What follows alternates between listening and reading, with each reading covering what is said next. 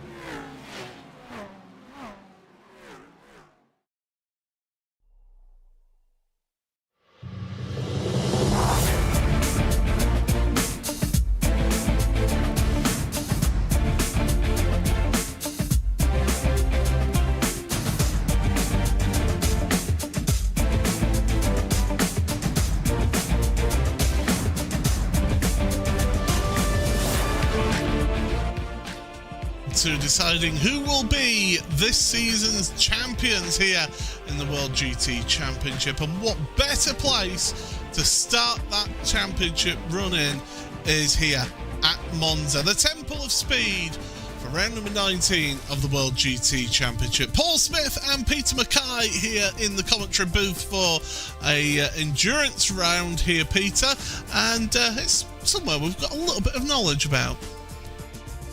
Yes, we do, Paul. We were here just a few months ago, and it looks like in the virtual world it's as hot as it was when we were there, and a great opportunity for some endurance racing here. High-speed circuit where fuel strategy is really going to come to the fore. It certainly is, and it's going to really give us some intriguing results and runnings around here today. But as you can see, we started all the way back in July.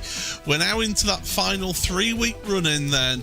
Starting off here at the Autodromo Nazionale Monza, and then next week we're off to Imola, another Italian circuit and another classic venue in the world of motorsport, before we finish the season off at Spa-Francorchamps right at the end of October.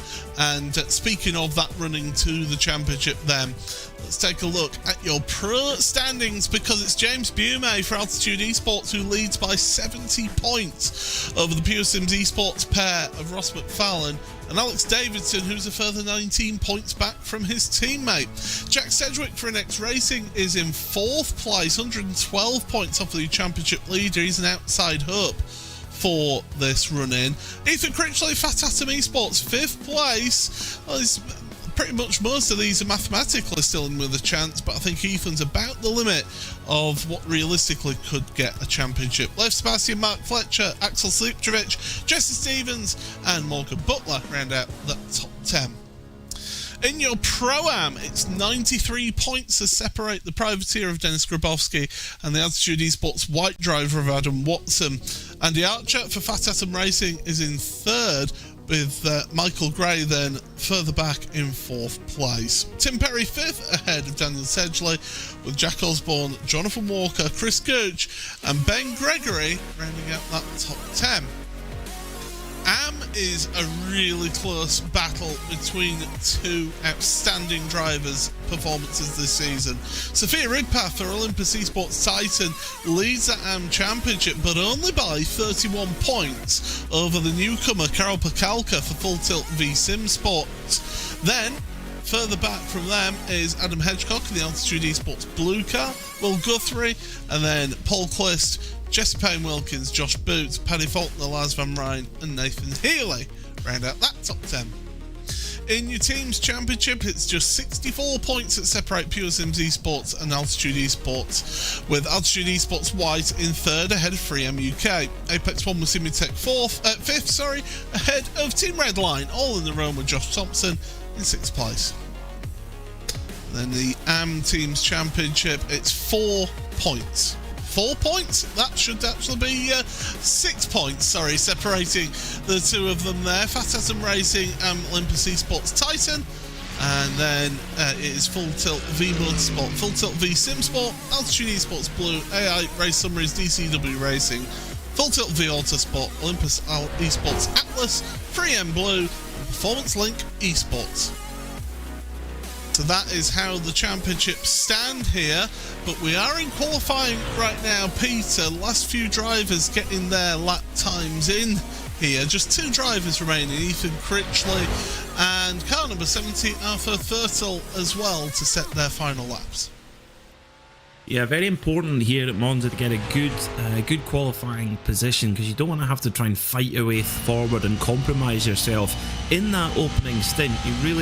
You want to be as far forward as possible, be able to sit comfortably in that leading bunch. Let's see what Ethan Critchley can do on a final flying lap. He's 6th quickest at the moment, but we know this McLaren has some superb straight line speed.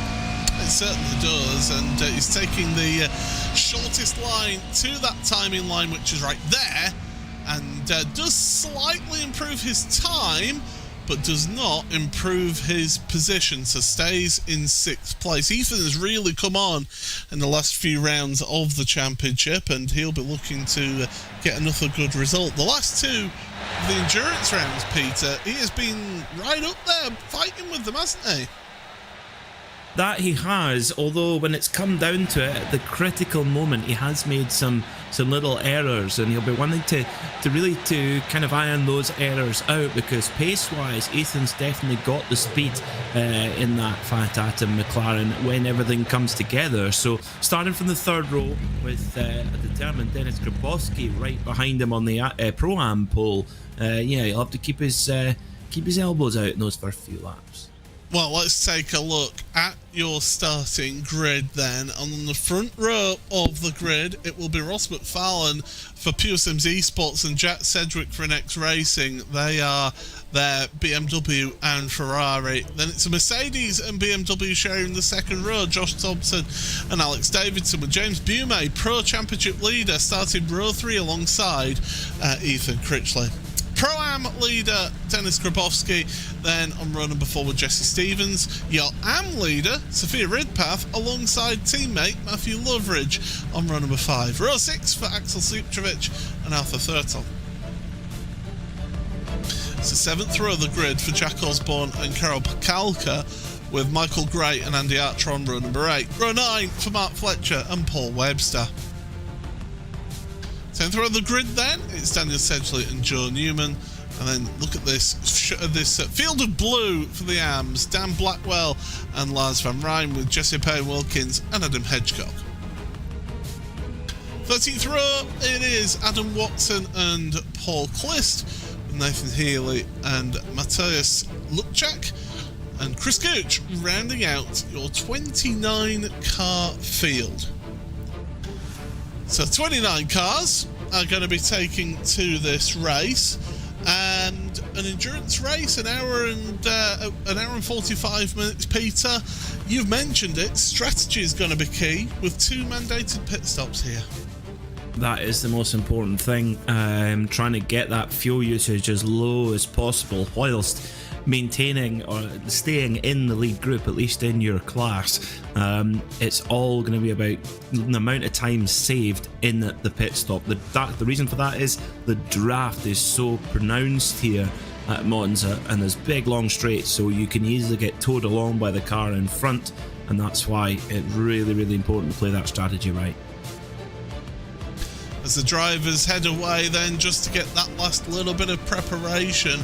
Conditions, they're mostly cloudy, 25.5 degrees Celsius in the air, 30 degrees Celsius on the track, so it's not the hottest of track conditions out there for the drivers, so they should be able to look after their tyres a little bit. You go past the model shop on the right hand side there, down the back straight here at Monza. We couldn't drag Peter away from that model shop. It was plenty of things for us all to look at and admire, but it's going to be the run out of Curva Alboreto, and it's a long time before you get to that green flag at the start line at the end of pit lane. It is a very, very long drag, and as we've seen here at World GT in the past, the big braking zone going down into that opening chicane and trying to get through that opening chicane is so tricky, so this is a really perilous moment of the race. Well, we are getting ourselves set for the start of this round number 19 of the World GT Championship here on RaceSpotTV. The green flag will fly, and we are underway for an hour and 45 minutes racing here at Monza, down towards turn number 1. It's a great launch from Ross McFarlane. Josh Thompson has come through in his Mercedes into second place. We've got a Pure Sims car going straight on, as is Arthur Thurtle as well. So 2 Porsches going straight on down the escape road. They'll have a slow down penalty to serve. And then down through Curva Grande for the first time, heading towards the Della Roggia, the Variante Della Roggia, and you're hard onto the brakes. Go over those curbs. You are going to launch the cars over those curbs. So far, so good for the majority of people, but that was a great start. Ethan Critchley as well, but to third. That's a gain of 3 places. Yeah, good start there for Ethan Critchley in the McLaren, but likewise for our pole sitter Ross McFarlane in the BMW, with the Mercedes of Josh Thompson chasing him down. And we saw in the race at Le Mans a few rounds ago, with that straight line speed, those BMWs are very strong as well. They certainly are, and here at Monza, you will find that the pack will just spread out a little bit into little battle packs, and you'll get drafting packs happen here, usually in 4s, 5s and 6s. Jack Sedgwick looking to the inside of the Curva Alboreto, formerly known as the Parabolica, and well, Alex Davidson's going to try and follow Jack through on Ethan Critchley. I think they've all woken up here, Peter, to the threat that Ethan Critchley can pose in that McLaren. Yeah, it's almost like they're trying to bully him back a little bit and try to upset his rhythm, because yeah, it almost seems like even if in the draft of the McLaren you can't make a pass, so Jack Sedgwick had to make a pretty bold move there going into the Alboreto curve, the old Parabolica, and got the job done and managed to maintain that gap down into the first chicane. So, but the result of all that is that they're already 1.3 seconds away. Jack Sedgwick leading the second group, 1.3 seconds away from our leading pair, McFarlane and Thompson. Here on board with Pro Championship leader James Bume then in his Altitude Esports Porsche 911 GT3R. And in towards the second of the Lesmos. Important to get the run out of this corner. Use all of the track that you can. Sophia Ridpath's dropped a couple of spots on our timing tower on the left-hand side of your screen. She was in 7th place. She's gone down to 13th. Something tells me she's got a slow down penalty. Yeah, losing a lot of positions there is Sophia, and has to filter back in behind Andy Archer in the green Fat Atom McLaren there. So that means the AM lead goes now to Karol Pekalka, who's chasing down Sophia in the AM standings. There's only 31 points between them heading into this final 3 races. Yeah, that I think is going to be a championship fight that will go all the way to that final round, as will the Pro Championship, let's be honest, because as things stand right now, Ross McFarlane is doing well with Josh Thompson just pulling away. Sedgwick's not able to keep up with them, and if he's not careful, he's going to lose that slipstream. And we've seen it time and again in this series here in the endurance rounds. Once you lose that slipstream, Peter, that those cars just run away from you. They do, and McFarlane and Thompson will know that. They'll be working together all the time now, or if they should be, certainly, to try and bridge that gap even more so. For Critchley, he's now just got to kind of play the game, really. He's got to just sit in behind Alex Davidson and Jack Sedgwick here, maintain their pace, which I do think he can. He can do that, but needs to do so with the minimal amount of fuel used. In order to give himself an advantage when they come to the fuel pump in the pit stops and leapfrog his rivals in front. Denis Grabowski has become the latest one to fall foul of the corner cuts. Got himself a slow down penalty, and that drops him down to 9th place now. So a couple of championship leaders, first Sophia Ridpath, the AM leader, and now Denis Grabowski, the Pro-Am leader, having issues with the slow down penalties at this venue. It only takes the slightest of mistakes. You don't pick one up there on the exit of Ascari, but at places like the chicanes, it's very easy to actually just cut a little bit too much on the curbs here, Peter, and before you know it, you're having to serve a slow down penalty. Yeah, it's very easy to slip into the breaching of track limits, and the penalty is often a lot more stern, particularly in these early start stages of the race when everyone's in one big train. You're going to lose a lot of positions at the front. Well, the gap is sort of staying pretty steady now from Josh Thompson in 2nd place to 3rd place. Jack Sedgwick in the NX Ferrari, just around 1.4 seconds, depending on when you look at it, but it's in that range. And for Cedric. He's got a choice. He needs to either save fuel and accept that the two ahead are away, or he's got to try and push and catch them up. Alex Davidson and Ethan Critchley both have slow down penalties that they've now served, and that's crucial because they were at the mercy of people like James Bume, and I think Bume's only actually been able to get ahead of Critchley here, and they've lost a little bit of touch with Jack Sedgwick. So both Davidson and Critchley getting those slow down penalties. Paul Webster as well picking one up. I think this is going to be a theme of this race, is slow down penalties, isn't it? Seems like it. If the opening 7 minutes have got anything to go about, that's for certain. So now Cedric has really got to try and get his head down in that new Ferrari 296 GT3 and try and bridge the gap as best as he can to McFarlane and Thompson. Curiously, Thompson, he's just sat right in there behind Ross McFarlane and looks very comfortable in doing so. So he'll be getting quite a bit of fuel saved in that big 6.2 litre V8 Mercedes. A car that won at the weekend at Petit Le Mans in the GTD Pro category. Yeah, it was you see, I always like to see that Mercedes do well. It's one of those cars that just seems to have been around for quite a while now, even though it is an evolution car as that one. But still, it's just been around and it just keeps on winning. It's a great package. It's a fantastic package. You can't even buy the road car anymore. So it's just very much it's a flagship for the brand. As it is, that's just for the Mercedes-AMG brand in terms of its marketing exercise. But of course, Mercedes-AMG is a customer racing outfit. It's a pretty serious outfit considering how many Mercedes-AMG GT3s. Oh dear. Oh, sorry. No, Ross McFarlane suddenly just dropped down our timing screen, but thankfully it just looks like it's an issue with his internet connection. But he's got to be careful because if that gets any worse, that could ping him out of the session. That's right on the edge. Yeah, that's blinking much more than you would normally expect. So that's a very, very big stutter there for the connection in Ross McFarlane's sim rig or cockpit, if you prefer. And yeah, and you've got to be thinking that's so bad that he's surely going to actually notice that kind of glitch.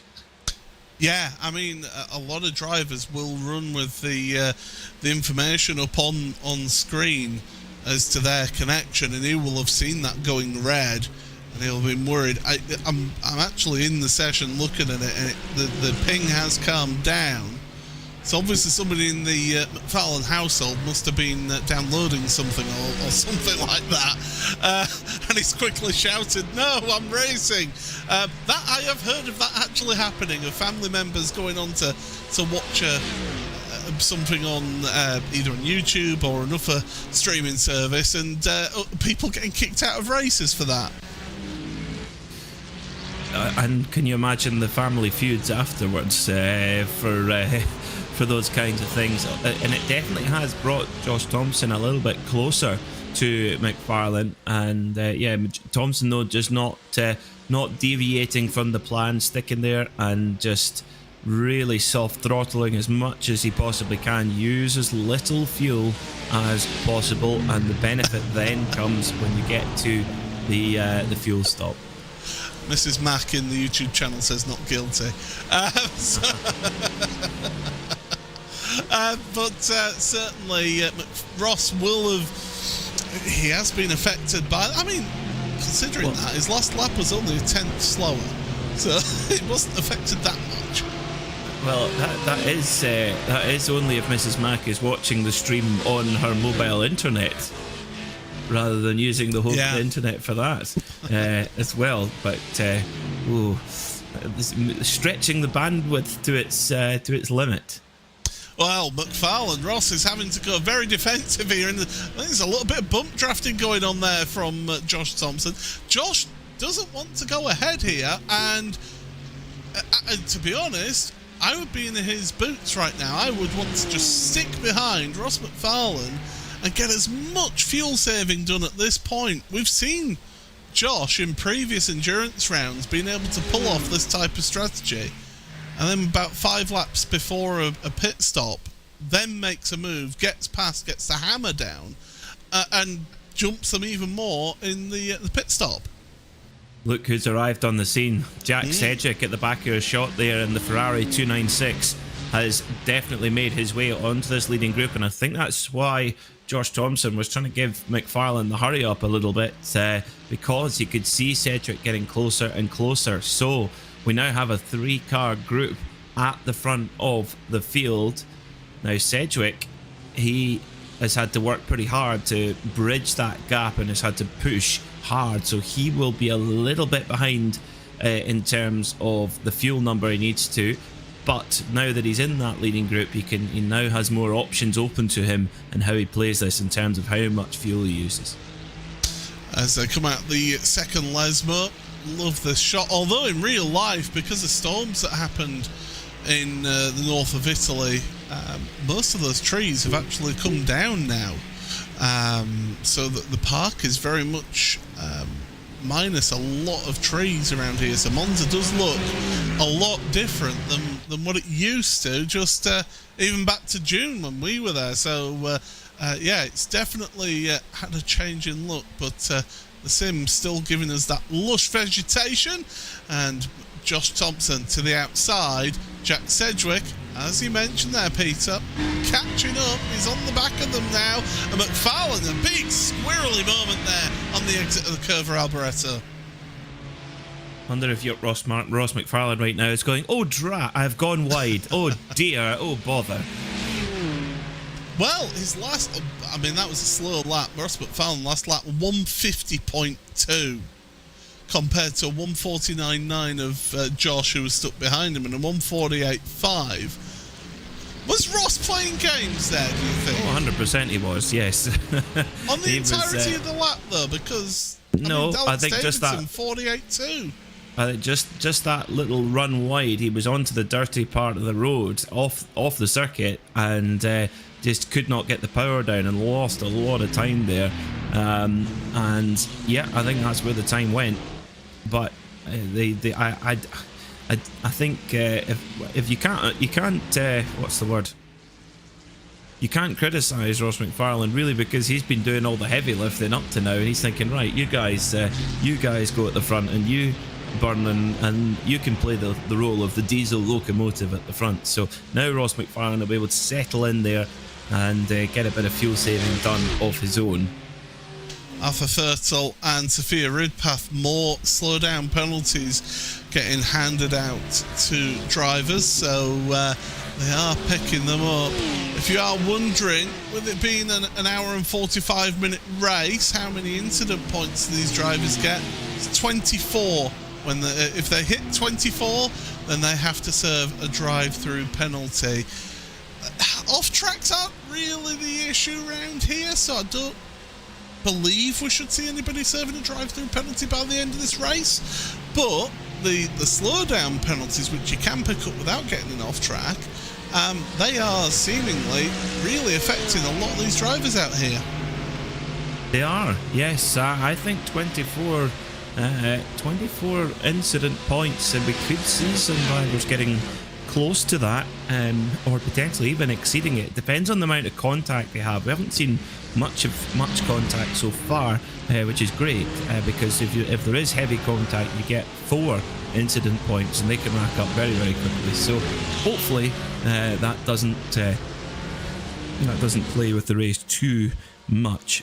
Our championship leader, James Boumé, he's kind of in a bit of no man's land right now. He's just hanging on to a slither of slipstream from Alex Davidson in front of him in 4th place, and he's got about a second and a half back to Ethan Critchley in 6th place. But Boumé not quite at the Porsche. We know how strong a package it's been, but Monza probably its weakest circuit given the straight line performance. Yeah, I mean, they'll have that thing as trimmed out as they possibly can get it, as we're looking at Axel Sliptrovic there, coming out of the second Lesmos and plunging downhill underneath the old banking here. But yeah, every car will be trimmed out as much as it possibly can, but that Porsche might be more so than normal. Alex Davidson has slowly been gaining on the front three. So, has part of Ross McFarlane's initial sort of slowing down of Josh Thompson bringing Sedgwick in, is that also to try and bring his teammate of Alex Davidson involved in this one as well? I think it's maybe Critchley. more. Oh, yeah, Critchley dropping. Is this an Oh, no, it's not an internet problem. Oh, my word. Huge damage. That's got suspension damage. He's going to have to take a tour to pit road, as Ethan, and he does. So it was looking promising, wasn't it, Peter, for Ethan? But I think that McLaren, well, we've yet to see. Was it the McLaren biting, or was he assisted off? Well, we'll try and find out. Because, yeah, it's another... No, he's all on his own here. You think, oh, and it just... That's it the looked like McLaren it came biting. in a bit hot. Yeah, the car, he's come in a little bit hot. Misses braking point possibly, and then goes to turn it in and the thing just snaps on him. Yeah, it's not an easy car to drive by the looks of things. Seems to have fantastic straight line speed, but not necessarily the drivability required for these endurance races, because you've got to, an hour and 45 minutes without making a mistake is really difficult to do. And you think you only get about, a minute's worth of break as well when you're on pit road. Yeah. So and even then you've got intense. things to do. Even though you've got to hit the pit lane, hit the pit lane speed limit at just the right moment, you not miss your box, make sure all the fuel and tyres and everything are ticked the right way, and then back out again. So there is still things to do, so your mind gets no rest, really. It is intense, absolutely, and we see that time and again. So yeah, unfortunately, Ethan on pit road having to get himself... There is a free repair in this series, so if you are new to the championship, he can get himself his fast repair done and get back out there if he chooses to do so. And if I was him, I would do, just purely to get to the end of the race. If you're one lap down, you still get championship points. So I would be just encouraging to go out there and finish the race, but it also helps you develop that sort of mentality, that endurance mentality, doesn't it, as well, Peter, of just going back out there, and yes, you might be miles behind the next car, but it's just keeping that focus and keeping that mentality of pushing even when it appears there's nothing to fight for. Well, you just never know what can come your way too. That's the thing, is that you never know what your rivals will have problems, and you go from there. So yeah, get the car back out there, get it fixed, and just see what can come your way. It's a small field tonight as well. We have seen grids of close to 50 cars, so 29 tonight. If you get a high rate of attrition, all of a sudden you've got yourself a top 15 or a top 20. The Mercedes seems to be doing really well around here, because Joe Newman, who we're looking at on the coverage here, he's currently in 12th place. He's gained 8 places at the start of this race. So Joe, the privateer, relatively new to the championship, joined us, I believe it was last round he joined us actually. He's out there in his Mercedes. Now, essentially in front, has lost the back of Karol Pakalka, so isn't getting a slipstream here. So Newman could see himself gain another position yet here. Down the inside, that's a forceful move into the curve of Alboreto, and I think essentially wasn't expecting that one. Oh well, our new man, car number 997, Joe Newman, up into 11th place. Great run, and a great run as well from Karol Pakalka, who's into 9th overall and leading in AM. Yeah, moving up another place at the first chicane at the Rettifilia. Just on Joe Newman there with the number 997. Really should be driving a Porsche with that number, surely. New man, yes, he should. Yeah, definitely. A Yost Porsche, yellow and black Yost Porsche. We need to get him sorted with that. As he actually loses the position now to Sedgley. after the first chicane. Leaders are still together, the front three. Alex Davidson hasn't been able to gain on them now. He's pretty much staying as they were in terms of the gap. So it's Josh Thompson leading ahead of Jack Sedgwick, with Ross McFarlane in third place. They're also your top three pros. Your top three Pro-Ams, Dennis Grabowski, 6th place now. He's gained a place from where he started. He's ahead of Matt Loveridge, actually, who's doing a very good job in his Mercedes, in 7th place overall. So the Pro-Am, Matt Loveridge, doing a grand job. And then Jack Osborne in 10th place is your 3rd placed Pro-Am, behind your Am leader of Karol Pakalka in that full tilt V-Sim Sport car, that Mercedes. Next back is in 13th place Sophia Ridpath, who's just behind Joe Newman that we're looking at here. That's the 2nd placed Am, is Sophia. And then the next Am, I'm having to look down my timing screen, 22nd place for Lars van Rijn. So Lars is on the podium in Am, but it does seem to be that apart from Carol and Sophia, the rest of the Ams just seem to not have the pace of the Pro-Ams and Pros. That's kind of been the story of the season, hasn't it? Where Carol and Sophia have been the really the superstars. They've almost kind of been in a Am plus sort of division all by themselves. But definitely agree with you, Paul, that the Mercedes, or the few of them that are out there, they seem to be going very, very well in this race here at Monza. In fact, if you've got a front-engine German machine, you're doing pretty well. BMW is a quick car as well, because that's where they've not necessarily got the kind of advanced chassis that, say, the 911, the Porsche 911 GT3R has, or the Ferrari 296 particularly. So they have to make their speed up in other ways, and down the straight's the easiest way.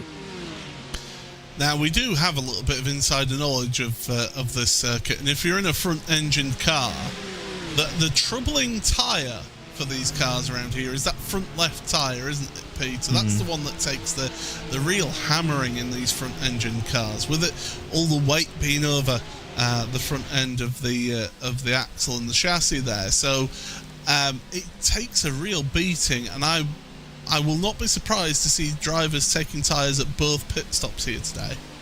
I think so. Certainly, for the front engine cars, the front right, the front left gets an absolute hammering in this clockwise circuit. The mid and rear engine cars, it's the rear left that gets the pain through it. So big train here, led by Joe Newman with Daniel Sedge. They're going to have a wee look here. Is he? Oh, yeah, he's going to have to. I don't think it was quite. It's Ridpath, excuse me. Whoa, that was messy. And that is Adam Watson as well, having to take avoided action in all of that as well. So it all got a little bit messy there at the Retafilio. Terse flash of the headlights from Sophia Ridpath. I don't think she... the thing is, it was 6-1, half a dozen the other between her and Joe Newman there in that first chicane. She gave a little bit and Newman gave it back. Yeah, I think the instigation was Sophia Ridpath going for the move. We're going to get a great look here from the chopper cam. Brought to you.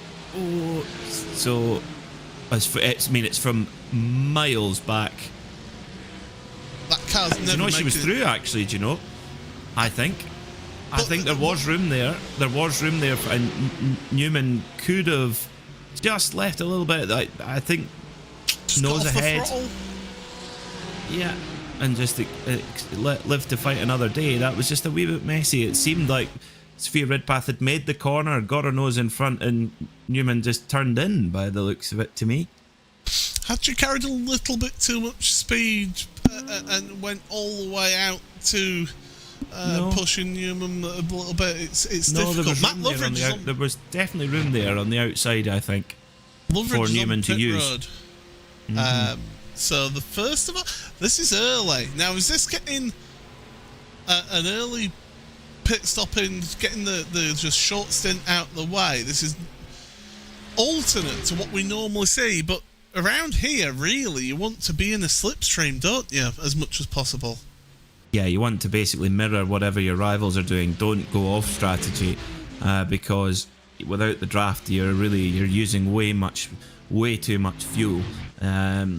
So at the front, we've got this leading bunch now. Josh Thompson, he's been the diesel locomotive out the front, pulling along his two rivals. Jack Sedgwick, he's kind of been in this leading bunch for a wee while now, but had to burn a lot of fuel to get up to the leading group. So who's got the edge here? Hard to say. You would have said Thompson until Ross McFarlane jumped a little bit wide at Alboreto Curve, allowing two cars through. And what on earth is Ross McFarlane Is he doing? warming his tyres? He flashed the headlights. So That's bizarre. Is he basically saying, get a move on, guys? Or is he saying, no, he's going into the pits? He's going into the pits. Wow. Signalling to his teammate. But then they would be speaking to each other on voice, wouldn't they? Not necessarily. I think Ross does actually mute his chat, just so he can focus on. From what I remember, it's been a long time since I've been involved in that team. Ross McFarlane going up on the jacks there. I didn't see if Davidson did or not, but McFarlane definitely did. Looks like they both are. I think they are, yeah. Yep, they both are. So they're both going for tyres at this early stage after 23 minutes of running. I mean, that's an early pit stop for me. Again, I mean, we did see it with Matt Loveridge going into pit road, getting a pit stop in. Also on to pit road has been Paul Clist as well, although I think that was more towards the start of the race. Ethan Critchler, by the way, has retired from the race. He's no longer in the race service. We're actually down to 27 cars in this race. Nathan Healy's actually just come onto pit road now to get a pit stop here. So yeah, a couple.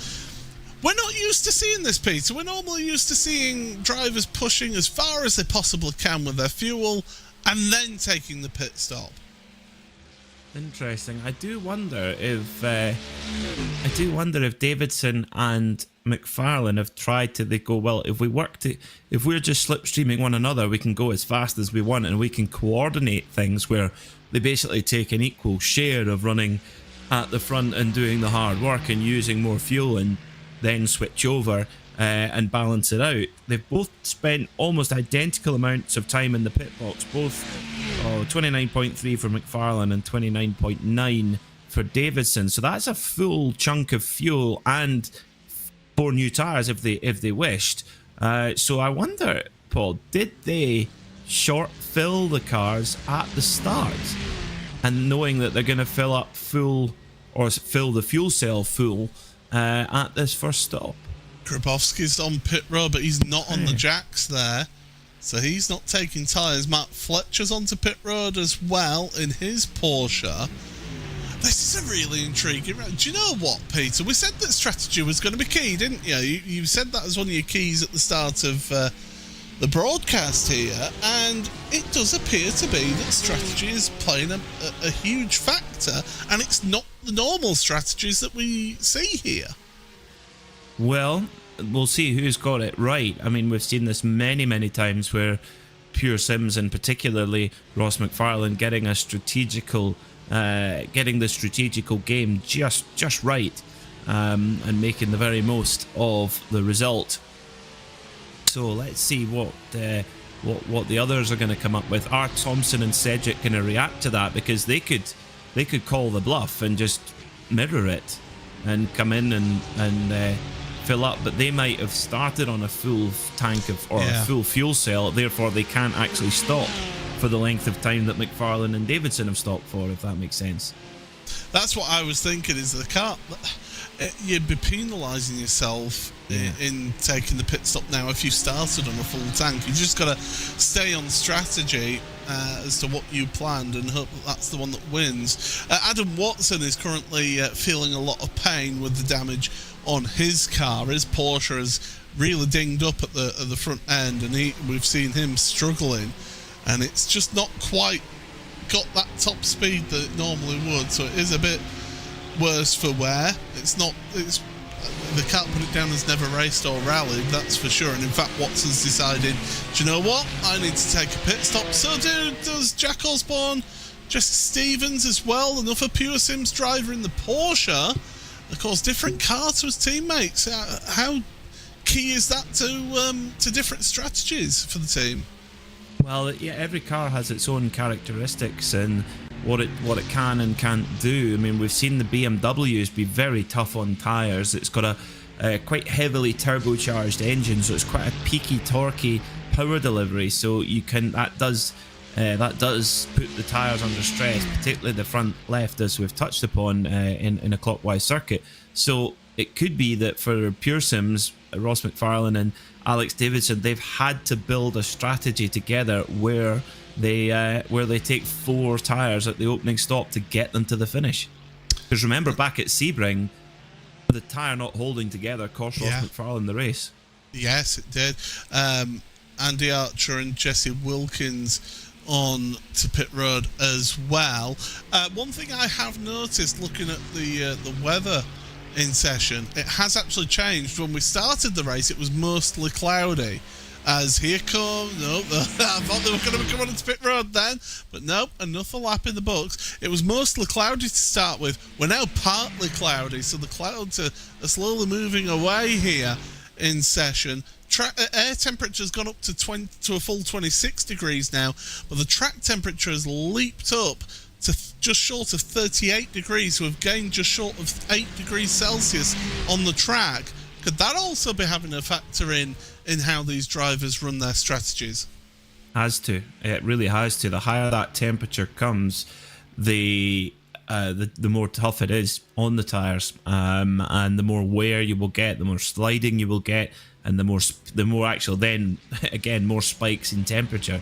So the drivers are going to keep a close watch on that. Thompson's still leading the race, but hasn't had slipstream for a while. He will have got a lot of good fuel saving done when he was behind McFarlane for the first little phase of the race there, but he's probably now starting to look at his fuel usage number thinking, we're getting close now. Cedric, on the other hand, his will just be getting better and better all the time, given that he had to work hard during the early part of the race, but in the last 20 minutes or so he's been in the bunch and able to do a lot of good lifting and coasting and save fuel. You know, Peter, when I mentioned about the instant limit here and how it was 24, once you hit 24, that's going to be a drive-through penalty. I can tell you that one driver, I'm not going to say who because it wouldn't be fair on them, but one driver is just 7 instant points away already from getting the drive-through penalty. Actually make that 6 now away. They've just got another incident point. That's going to be tricky. That's going to be actually nearly impossible to not get a drive-through penalty between now and the end of the race. An hour and 10 minutes to go. Pro Championship leader into pit road, so has gone a little bit longer than McFarlane. That's about 4 laps longer than McFarlane. Joe Newman's onto pit road as well, and tyres being taken by James Bume with his Porsche 911 GT3R, and the rest of the field, they're still sticking out at the moment, so no other takers for the pit stop. So we're seeing these different strategies at play, but yeah, 4 laps longer for Bume over McFarlane. So it'll be slightly better tyres for him at this point. Has come out ahead of both McFarlane and Grabowski and Davidson. So that's actually worked out for Bume there because he's been able to leapfrog Ross. Now in the pit box, James Bume is 3 seconds less in the pit box than McFarlane was, and 3.6 seconds less than Davidson was. That's how he's been able to jump the two Pure Sims BMWs. Now, we have seen Boumé do this before, where he's done a little bit of a trick where he's just short filled in order to get track position. I think what he's done here is he's ever so slightly short filled in order to get bunch position, so we say, because if this was to use a cycling term, if you like, or sort of a cycling term, because he probably, with the package he's got underneath him, he probably doesn't have the outright speed that the Pure Sims BMWs does, but he's got enough to be able to hang with them in the slipstream. And that this could be a real masterstroke here from James Boumé, and kind of sums up his season really, where he has just maximised every single race. Axel Sliptrovic has picked up a penalty coming onto pit road, so must be a speeding on pit road for him. So that'll be a stop and hold for him. A number of drivers though: Sliptrovic, Pakalka, Sedgley, Michael Gray, Chris Gooch, Lars Van Rijn, Dan Blackwell, all onto pit road now. So we're getting to the busy point, and we're getting towards that stage of where we expected to see drivers making their pit stops, because the fuel tank itself is limited in this series, and they actually only get 70% of a normal fuel tank. And we normally say with these GT3 cars, they last, well, we'd normally say about an hour, but around a venue like this, 55 minutes or so. So you cut that down it's a little to 70%. bit heavier. It's a little bit heavier, yeah, because you're just on full throttle for so much, and then quite a few corners where you've got quite heavy braking zones too. So and then you having to put the throttle back in again. So our two leaders, they're basically going to the very last litre of fuel that they've got on board, and they both come in at once. So Thompson and Sedgwick into pit lane. We've seen them working close together in the past. They were actually ran under the same banner a few seasons ago. There are different banners this time, but you can be sure that working relationship is likely to still exist between the two of them. Do we see them go up on jacks? Both of them do. So new tyres being taken for the both of them. Now, where is Ross McFarlane? He is currently the 127 going down the back straight right now, heading towards the curve at Alboreto. So there we see on the bottom of the screen, that is the drivers of Boumé, of McFarlane. Dennis Grabowski's got between McFarlane and Alex Davidson. There go Thompson and Sedgwick, as Ridpath, Thurtle and Webster have all come onto pit road as well. And look at that gap that they've been able to pull out here on pit exit. It will naturally close up with them being slower, but I tell you what, Peter, that's quite a large gap in my opinion. It's an interesting one, isn't it? It seemed there when Sedgwick, when he dropped off the gas, he gave it a huge IMSA-style slip and slide, and clearly trying to get some temperature into the rear tyres, but in doing so, actually lost about a second to Josh Thompson. So he's now going to have to work a little bit harder to...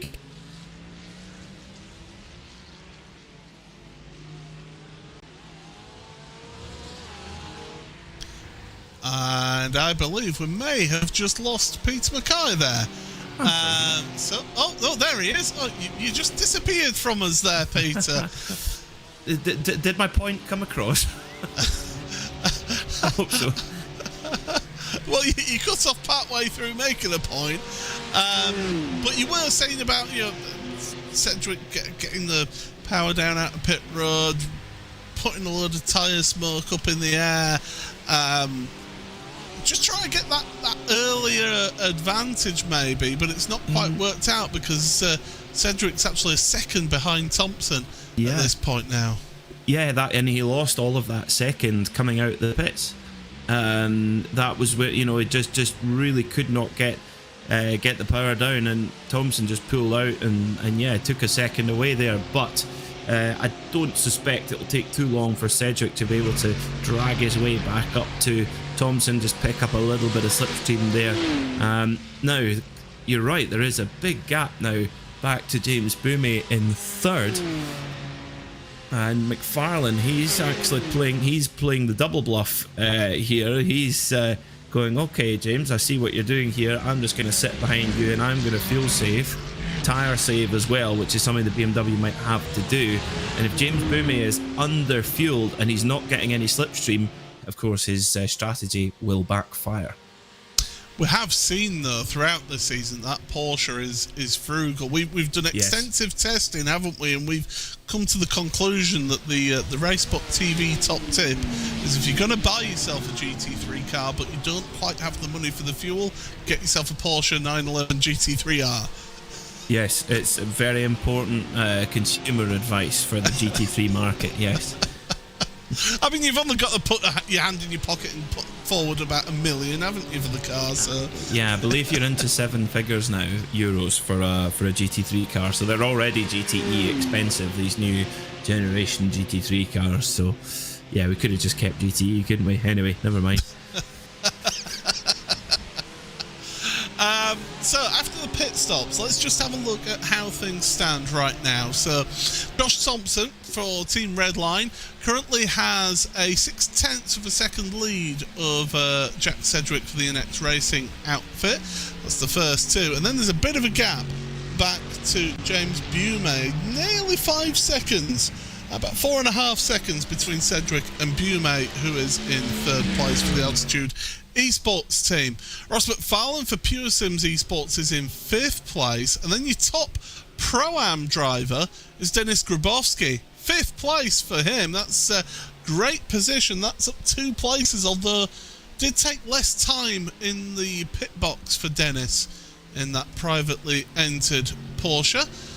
The next best Pro-Am is still Matt Loveridge, who's having a great day at the office here. 7th place overall for the Pro-Am driver, but it's about 11 seconds back, or 10.5 seconds back from the Pro-Am leader. And Jack Osborne in 9th place overall is your 3rd place Pro-Am driver at this stage. Karol Pakalka is your leading Am driver, currently in 8th place overall. That's a good run so far. That's a gain of 6 places for Karol. So been working their way forward. The next best Am, Sophia Ridpath, down 3 places in this race, down to 12th place from where she started. And then we've got to go all the way back to Lars van Rijn, still the 3rd placed Am driver, 21st overall, with 27 cars still running in this race here. It is the World GT Championship round number 19 from Monza, the final endurance round of the season. Paul Smith and Peter Mackay here in the commentary box for you, and we've just got over 61 minutes remaining in this race. We don't really know who's going to win this one yet, Peter. No, it's just it's brewing away nicely, isn't it? Like all good endurance races do. And yeah, you would say at the moment it's Thompson and Sedgwick that are really in the best possible position. In fact, they've grown the gap quite a bit since coming out of the pit stops, from sort of 4.5 seconds to nearly 6 seconds to James Boumé in 3rd. So Boumé not able to run the pace of the cars in front. Is it that he's just soft pedaling as much as he can to try and hit his fuel number? We don't really know. That's the question. And McFarlane, and that of course then is backing McFarlane up a little bit, if that is the case, into Denis Grabowski. A lot of question marks, not so many answers just yet. Can I interest you in an average 5-lap pace figure for you, Peter? I shall take you up on that offer, yes. So Josh Thompson's average 5-lap pace is a 1:47.599. That's only a 10th off of the fastest lap of the race. Which is incredible if you ask me. Jack Sedgwick a 1:47.626. James Boumé actually 1:47.943. So he has got the pace of the leaders there, but his last lap in particular will have dragged that figure down. So his last lap was a 48.6. So Boumé is just seeming to, as you pointed out there, not able to keep up with Thompson and Sedgwick right now. the thing is, for James Boumé, he doesn't necessarily have to. He's just got to maximise what is, maximise the best out of every race, like he has for the first 8 rounds of the first 9 rounds of the season, and why he holds a 70-point championship lead over McFarlane, and that's what's got him to this position, is just not panicking and getting the best out of it. So he can kind of let Thompson and Cedric go on and sort of do their own thing. He's really just got to keep a watchful eye on what McFarlane's doing and cover him off effectively. Yeah, with Ross being his closest championship rival, and with it being 70 points as well between the two of them coming into this round. Yes, the endurance rounds do score a lot bigger on the points, but if your main championship rival is right there behind you with a 70-point lead, you're not too worried if they do actually make a position on you, because it just means, well, they're directly in front of you instead. And if you're keeping them in sight, well, even if just ahead or just behind with that level of lead, you're absolutely happy. So James Boumé is doing a super job. And how much will certainly in previous endurance races we've seen the Porsche of Boumé be a little bit more frugal than the rest? Is that going to be an attribute that really keeps him in the fight here and puts him in for a strong finish? The gap is really going up at quite a pace from second place to third. So Boumé, who leads this group, now 6.5 seconds up the road to our leading pair of Thompson and Cedric. Now, how long will Josh Thompson be willing to pull Jack Cedric around, or will we see a little bit of shuffling going on there from our leading pair? Because the longer that Thompson's at the front and Cedric's behind him, Cedric's going to be using less fuel. The previous endurance rounds of the championship race winners, I mean, you've got to look back to round number 1. James Boumé won that opening endurance round of the championship. The second endurance round at Silverstone for meeting number 4, Alex Davidson won that race in his BMW. The last endurance round at Daytona, we had that absolutely epic battle for not only Josh Thompson but Ethan Critchley as well. Josh Thompson was able to win that one on the last lap of that race. So right now in the endurance rounds, we've got 1 race win each for Boumé, Davidson and Thompson. Right now Thompson's looking to be the only repeat winner in endurance rounds, which is a feat we've seen him do before, Peter. We have seen him do that. I mean, his credentials are obvious as a world championship level driver, long time entrant in the Porsche Tag Heuer Esports Super Cup over the last number of years. So yes, he's definitely got the credentials to get the job done. And Cedric right now in this Ferrari looking very, very good behind the big, certainly a good car to draft anyway, the big Mercedes. I'm told that if you're following the Mercedes, you do get a lot of aero push though. Particularly the Porsche drivers, certainly with the old 991 model, they struggled a lot with aero push behind the big Mercedes.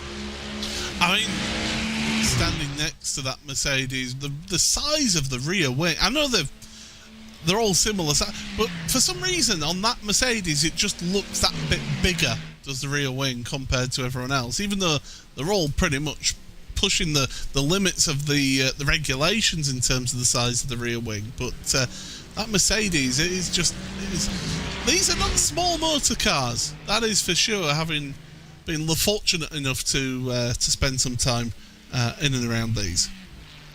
Yeah, the Mercedes is just an imposing machine at any angle, whereas the Ferrari behind is just such a sleek, elegant, really purposeful machine. We've talked about it a lot this season since it came into the championship and onto the iRacing platform, the 296 GT3. It really, in the outdoor world, and indeed in the sim, but particularly in the outdoor world, it's a game-changing car. It's really a milestone car, like the Ford GT was to GTE racing. This is very much the milestone car in GT3, a proper carbon monocoque chassis built by Orca, and yeah, it's as close to a prototype as you're going to get in a GT car. Are we also seeing here with Sedgwick being up at the front of the field, ever since this car has been brought into iRacing, Sedgwick hasn't really been up there, has he? But is this just now having those hours behind the wheel of this car and learning and understanding where the strengths and weaknesses are of this car? Are we now finally starting to see that come through and come to fruition with Jack here in this race? Definitely. I think, yeah, the first few races, just getting used to it and finding out where the setup tricks where they are, but that work has clearly been done, and yeah, Jack's got to the bottom of how to get the best out of this Ferrari 296 GT3, and yeah, they're just marching away from the field right now. 7 seconds to the good to James Boumé, who still holds on to third place. So McFarlane is just sat on his tail the whole way there through this stint. It won't actually be all that long before McFarlane is due a stop, because he stopped 25 minutes ago. So yeah, we're getting there towards the maybe in the next 15 minutes or so. Farland's what, 13 and a half laps into a stint right now, so he is pushing on, and he pretty much did fill the tank, so we do know that car's potentially got about 40 minutes or so, hasn't it, of maximum, but maybe maximum. You're absolutely right there. To give it Josh Thompson and Jack Sedgwick pitted after 39 minutes. So approximately, so yeah, between 39 and 40 minutes. So yeah, 40 is about the maximum you would get out of it. So yeah, I don't think we're a million miles off. We're a million miles off getting McFarlane in. I think I would say 13-14 minutes until McFarlane is out of gas, and Boumé, if he filled his tank full, he's got another 8 minutes. Now, Boumé keeps fainting towards the pit entry. He's just trying to break the draft there, but looks like he's going to come into the pits, and then he doesn't. I'm looking at our race time here, Peter. With Ross taking that earlier pit stop, is he pushing that fuel to the absolute limit? And this is why he's having to sit behind James Boumé, because you said about 13 minutes or so we should be seeing Ross in, when it was at 52 minutes on the clock. That takes him to 39 minutes. That is pushing it to the limit, isn't it? So no, I think it's just one full stint. I think he'll be okay by the time he comes into the pit lane, parks, takes the fuel, and then goes again. I think Ross McFarlane has basically done the shorter stint at the beginning and then 2 full ones to take him to the end, whereas our 2 leading cars, they're doing it differently. They've done a full stint at the start. You would imagine they'll do another full stint now and go for a short one to finish, but we'll see. Right now, while it's going well for Thompson and Sedgwick, you just don't want to keep going until run it until it's dry again, because this is all going very smoothly for this leading pair right now. Well, it appears to be working out for them very well indeed, with them now having about an 8-second lead over James Boumé and Ross McFarlane. So yeah, they are pulling away, and you can see just Sedgwick's just sat in the slipstream of that Mercedes, just getting all of the fuel saving done. He'll be down the straights. He'll be gaining on Josh, and then just backing off the throttle, getting a bit of fuel saving done that way, as well as having that slipstream. So yeah, Jack is certainly going to be managing his fuel usage to the nth degree. Instant point update, by the way. The driver that I was saying was 7 points off is now just 3 points off of getting a drive-through penalty. Well, we're going to find out who it is, I think, in the near future, aren't we? Your secret is going to be broadcast to the world here on RaceSpotTV. Well, it's not fair to say their name now because the competitor might just go, oh, they're right in front of me. I'll just give them a bit of a heavy bump, and yeah, away you go, off to get your penalty. Well, we'll see. We'll see who it is in a short moment, I think. Because it is just so easy to pick up those single incident points for breaking track limits. It's that kind of circuit at Monza where you just step over so easily. So the gap at the front of the field is just climbing all the time. Thompson and Sedgwick are they're on a real push. They're on a real charge. They're now 8 seconds ahead of Bume in third. They were 4 seconds ahead when they came out of the pits about 20 minutes ago. So yeah it's they're in fact even less than that. They're absolutely dominating right now. It's just relentless, isn't it, the pace that they're able to keep at the front. Of course, don't forget Jack Sedgwick, former driver in at World Championship level. Josh Thompson's currently trying to get himself qualified into the Porsche Tagore Esport Super Cup through the Contender Series. So he himself is trying to get the black license applied once again as Josh after missing out last season. And certainly he'll be pushing on and trying to get that. So the level that those drivers have to compete at to be at that World Championship level, they're now just transferring that over here to this series, and it's just showing how they're just able to keep that relentless pace lap after lap after lap, because at that standard you have to be able to just keep that level of consistency and not make mistakes. It's really important, and the thing is that this is a bit of a different format though to the Contender Series or indeed Porsche Tagore Esport Super Cup, which is very much a sprint format where it's very, very intense. In the endurance racing format, it is intense, but in a slightly different way. There's maybe more things to think about, but maybe not quite as crash bang wallop in terms of on track conduct. But so there is maybe a little bit less transferable from this format to the kind of Super Cup sprint format. Jesse Stevens has headed onto pit road and has now actually left the session, so I don't know what's happened to Jesse there, but that was very early, and I'm wondering if just losing control, and I wonder if they just parked the car up. Very strange. Very, very odd.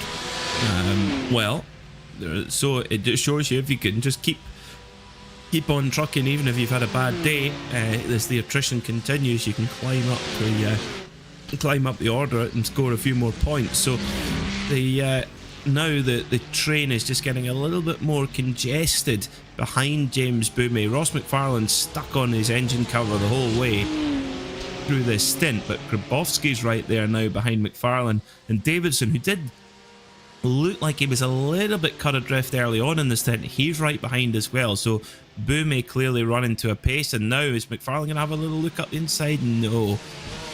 So I think Bume, and indeed anyone in this group, have resigned to the fact that Thompson and Sedgwick are checked out. They are gone. I think I found it, by the way. It was at the Scarra chicane, Stevens.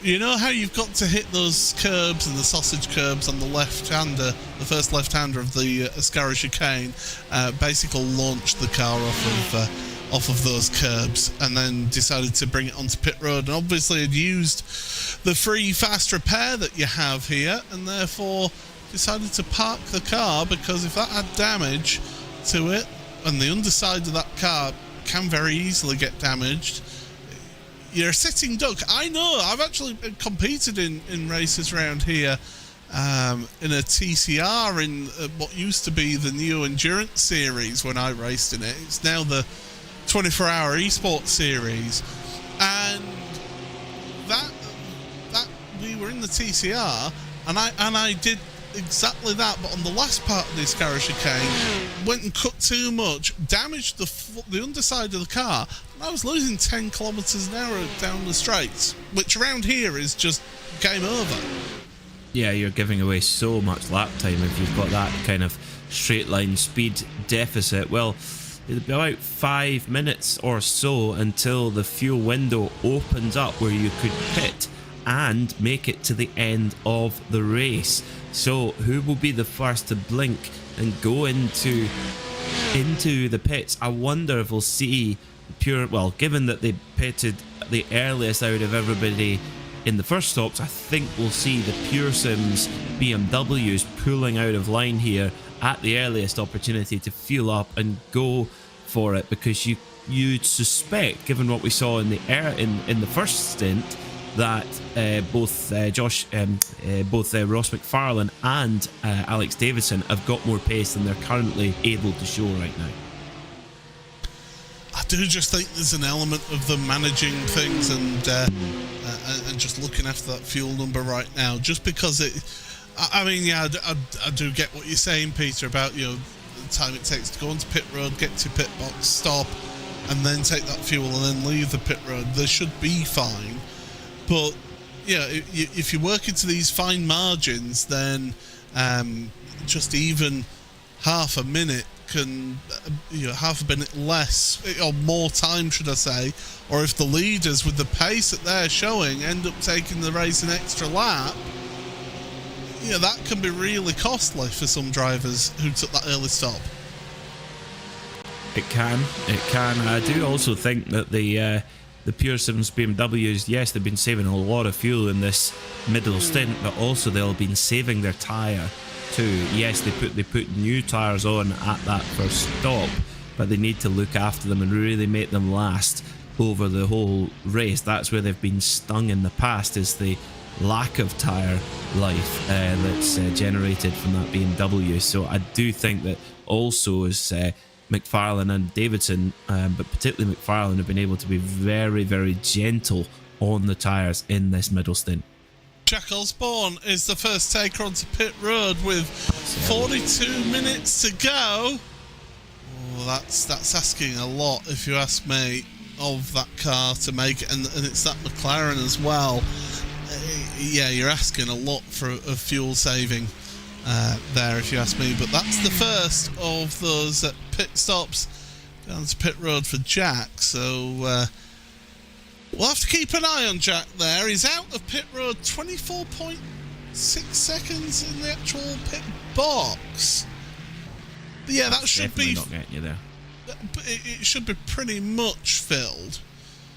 Because remember, of course, the 70% fuel tank, it's not going to take the full 30 seconds that we normally see with a full tank, do we?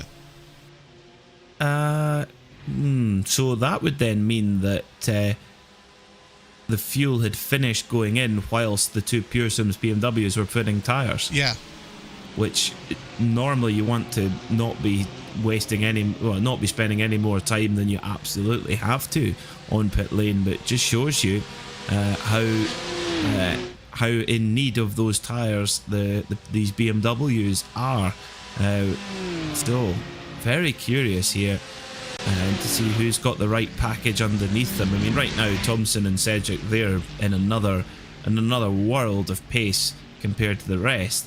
Question is though, Josh Thompson, he's been doing all of the heavy lifting throughout this entire stint. He's been at the front. He's had Cedric behind him, able to do a load of fuel saving. So is Thompson going to be a bit of a sitting duck then when we come to the pit stops? Because Cedric surely will not have to be at the pump for as long. You would imagine so. You would imagine that Cedric could be quicker in the pit box. Both Ross McFarlane and Alex Davidson are on lap 21 of their current stint. Matt Loveridge is on lap 22 of his current stint. So they're going to be the first three drivers that we see head on down to pit road, given what we're seeing. And with 40 minutes remaining, we're getting into the crunch time of when those pit stops start happening. So really, Peter, it should be either this lap for Loveridge or next lap, I would imagine. Don't be surprised to see one or both of the Pure Sims BMWs come in on this lap as well. They're approaching 40 minutes since they've been out there since the last stop, so I think they will be getting close to their the fuel tank capacity now. So will we see McFarlane pull in here to the pits? No, we won't. They're going to go for one more, so they're okay on fuel. They've got enough, but perhaps one more lap then for McFarlane and for Davidson. And look, straight away, there you go. McFarlane's going to have a move on Boomy. Made it look incredibly easy there as well. And Davidson, he's going to make a move on Grabowski. He's not got it quite as easy, and he's still stuck behind the Pro-Am Championship leader. So the ease at which Ross McFarlane just breezed by Boomy there just shows you that he's fine on fuel, and he's coming in at the end of this lap. Yeah, that was very much it as Loveridge. Matt Loveridge, we imagined they would come in onto this pit, and he's doing so. He came down off the jacks a little bit early then, so I wonder if he's just taken 2 tyres there whilst taking that full fuel tank before coming back out onto the track. But yeah, Ross McFarlane, you know that he's looked at the race clock and gone, I can make it to the end. Thank you very much, James. Thanks for all that fuel saving. I'm off now. Yeah, and I think that's exactly what the story is there. So we'll see how much of a benefit he's gained there as McFarlane. Definitely not enough to catch the pair at the front, Thompson and Cedric, who can go quite a bit deeper into the race. Remember, they went very deep into the first stint. I think we'll see them do exactly the same thing again here in this second stint. They'll probably be somewhere around between 25 and 30 minutes to go. We'll see Thompson and Cedric come into the pits. And you were absolutely right, Peter. McFarlane and Davidson, they pulled the trigger. They were coming in that lap. It was all about get your in lap as fast as possible to get onto pit road. McFarlane and Davidson now getting their final pit stop of the race underway here. Oh, Davidson had to reverse then. He's not hit his pit box absolutely perfect. That's going to cost him a couple of seconds there. And it doesn't appear to be any tyres being taken either, Peter. No, they did that at the first stop. I think they'll make the use of the tyres that they had on, and not because now with the latest iRacing tyre model, if you fit new tyres, you do lose time on the first lap or so getting them up to temperature and working pressure. Off goes McFarlane, and with that pit box miss for Davidson, he was already a little bit behind McFarlane, and indeed that just we had to have 2 goes at it there. That's frustrating for Davidson. So McFarlane will actually very likely have broken. Yeah, it's 3 seconds between them now, so McFarlane's going to have to go for it on his own. Yeah, he certainly is. We also saw others coming onto pit road then as well. Matt Fletcher was one of those. Jack Osborne has already been onto pit road, as we said. Michael Gray, Andy Archer, Jesse Payne Wilkins all onto pit road right now, so they're getting their final pit stop. So we're very much in that pit stop cycle, but this won't finish its cycle until around about 20 minutes to go here in this race, Peter, because they're going that little bit shorter on the fuel than normal. Yeah, it's certainly like we mentioned, a very, very fuel heavy race. You're on full throttle for such a long time on a lap here at Monza. So how far into this second stint can Thompson and Cedric go, and then they'll just have a very quick splash and go to get them to the end of the race. Flawless performance from both drivers so far. Thompson he made a very good start, got away with the leading bunch and made the full use of that. Cedric had to work a little bit harder, but he's there in that leading group and on merit too.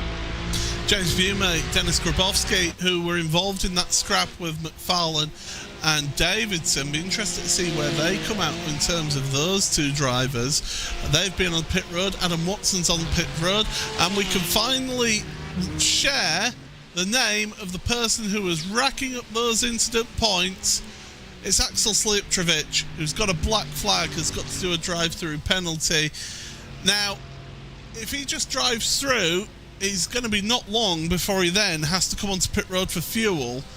If he'd have taken the penalty in the pit box, it would have been about a 40-second stop and hold added on to the pit stop time. So you actually prefer to take the drive-through, come round, and then come into the pits for your scheduled stop. Well, either way, it's a disaster. It's a long old drag down the pit lane here at Monza. So who's got this strategy right? That's what I'm intrigued to see. I mean, it's who's really got it right in terms of it within the respective groups as well.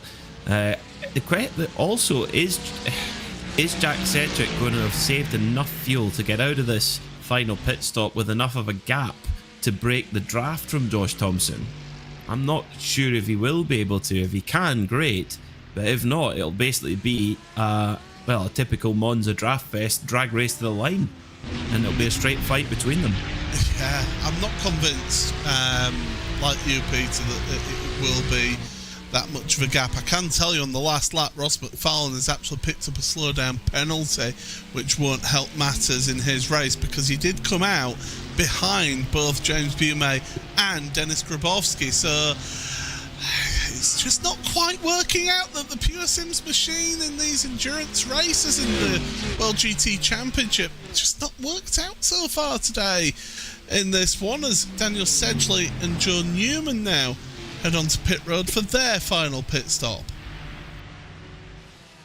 Yeah, it's a little bit confusing to say the least, in terms of how they work out. I mean, Bume has spent quite a lot less in the pits than James Bume has done 50.5 seconds in the pit box. Ross McFarlane has done 58.3 seconds. So, and that will be because of fitting the tyres, I would imagine, Paul. That extra 6 or 7 seconds where there's no fuel going in to fit those extra tyres. Yeah. So does that mean then that, because Bume did take some tyres at his stop, did he take 3 then? Or possibly even 2 tyres at his stop, did James Bume? And will that leave him exposed in this last part of the race? I don't know.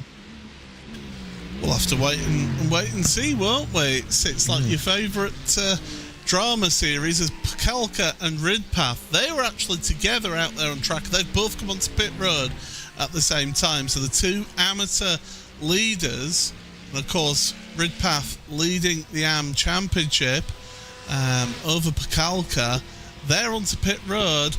Oh, now did Ridpath not get into the box correctly? Because that car was late going up onto the jack, so that could be a mistake for Sophia. I can tell you on the last lap, Nathan Healy had issues down at the Ascari chicane, because it did come up as a yellow flag up on my track map. So he's onto pit road as Nathan, and doesn't look to be going anywhere fast, unfortunately. So Nathan is currently sat in the pit lane getting repairs done to this car. So it does seem that Ross McFarlane and Alex Davidson, the two Pure Sims BMWs, have spent a significant amount of time more in the pits than the rest, and I think that's all come down to them fitting the 4 tyres at the pit stops rather than 3 or 2 or even, I doubt we'd have seen 1, but certainly less than 4. And you can just hear Jack Sedgwick just blending out the throttle nice and early, coasting into the braking zone. Nice smooth application of the accelerator coming out of the chicane as well. So Sedgwick, you would imagine, has saved a whole bunch of fuel here behind Josh Thompson, and with half an hour to go right on the dot now, who's going to come out on top? I think it's just going to be a straight dogfight between them, Paul. And that's what we want to see, isn't it? It's this type of race where you've got two drivers. I mean, the class of the field right now in this race, they've just been so much quicker. I mean, their pace, again, relentless pace. Last lap for Josh Thompson was a 47.5, which is only a tenth off of his fastest lap. 47.4 for Jack Sedgwick. He was only 0.03 of a second off of his fastest lap of the race. So those two have got some out-and-out pace in those two cars here, and they've just been a class above everybody else here, as actually Arthur Thurtle, Paul Webster, Lars van Rijn now coming on to pit road to get their pit stops done as Nathan Healy finally exits pit road. Yeah, listen to that engine note. It's not lifting and coasting quite as much as I would have thought, but it's more blending, as you say, Peter. Yeah, just a little bit of soft out the throttle, and into the pits they come at exactly the same time. And Cedric definitely got that braking zone absolutely spot on, and he's right in there behind the big Mercedes of Josh Thompson. Now we'll see. What do they hit their pit boxes? We've seen a few make the mistake. No problem. Yeah, absolutely spot on the marks then. It's all about this pit exit then for both Sedgwick and Thompson. Both come off of the jacks. That's only going to be a couple of tyres for them each. And we're waiting for the fuel now. The race fuel going into those cars. And away we're going. Sedgwick comes out behind Thompson. But look at how close those two are. Now that's a surprise. That is a big surprise. I mean, have they just both gone and said, right, we're both going to go flat out? Because as I said, they've worked together in the past. They drove for the same team in the past. Are they just going, you know what, we're just going to go, we're going to break the field? I mean, they're 14 seconds ahead of anybody right now. So have they just both said, no, we're not saving any fuel, Josh, you're maybe a bit quicker, I'll just tuck in behind you and then we'll go for it later on? I really don't know. The interesting thing here for me, because we did say about how Jack Sedgwick appeared to gain on pit entry, it was just about 0.9 of a second quicker in the actual pit box, but the actual cone-to-cone pit entry to pit exit time was 1/10 quicker for Sedgwick over Thompson. So maybe not getting the launch of the car out of the pit box for Sedgwick there. Well, that was what happened in the previous stop, wasn't it? Where Cedric just couldn't get the power down. I mean, it's and the Mercedes just grunted away and off it went. Very interesting. I mean, the Ferrari, the only thing I could say is that the Ferrari is turbocharged. Is it that it's just got a lot more torque and it's just spun the wheels up and you can't get it off the line as easily as the Mercedes does? I don't know. I'm speculating, but it's a fascinating one. Question is though, has Cedric been safe on the, yes, he spent less time in the box, but even at that, has he been safer in the amount of fuel he's put in? Has he put a little bit extra fuel in so he can go full rich? And on the other hand, has Thompson had to has he had to short fill, knowing that Cedric might have had to put less in? So we'll see. 25 minutes to go, we've got a race on. I hate to bring it up here, but I will do anyway, because I was commentating on the Porsche Tag Heuer Esports Super Cup Contender Series a couple of weeks ago at Laguna Seca on the same day as the Porsche Rennsport reunion was taking place, and Josh Thompson in the feature race of that race was relentless pace up at the front. He eventually lost the lead, and on the last lap coming out of the penultimate corner, the engine spluttered a little bit, lost second place, and then down the pit straight he just ran out of fuel entirely, ended up in 8th place. Hopefully for Josh's sake his fuel numbers are correct here today. Let's hope so. Let's hope so. Big shout out to James Boumé, our championship leader, who sits in third right now. Yes, he's 15 seconds off these two at the front, who've just been amazing. But once again, James Boumé has maximised every single race and every single opportunity, made the most of his package. Just going to read out the times that all of our leading drivers have spent in the pit box, which is really how much fuel they've put in essence, or how much tyres they've had to fit. Sedgwick 53.4, Thompson 54.6, Davidson 57.9, McFarlane 58.3, James Boumé 50.5. So way less time in the pit box for James Boumé. The only driver at the front who gets close to that level of efficiency is, funnily enough, the other Porsche in fourth place, your Pro-Am leader, Denis Grabowski. So the frugal Porsche comes through again. Yeah, absolutely it does, as we will look at how things stand then, now that everybody's taken their final pit stop in this race. Is Josh Thompson in that Mercedes, the Team Red Line Mercedes, leading by just a couple of tenths of a second over Jack Sedgwick in second place in his NX Racing Ferrari, the 296. Then a big gap, and it is big in the context of the series. 15 seconds back is James Boumé and his Altitude Esports Porsche. That's your top three in the field. It's also the top three in Pro. In Pro-Am, first place, fourth overall, is Denis Grabowski. He's leading that Pro-Am field by a good portion of time, almost coming up to about 18 seconds over the second placed Pro-Am driver of Matt Loveridge in that Mercedes.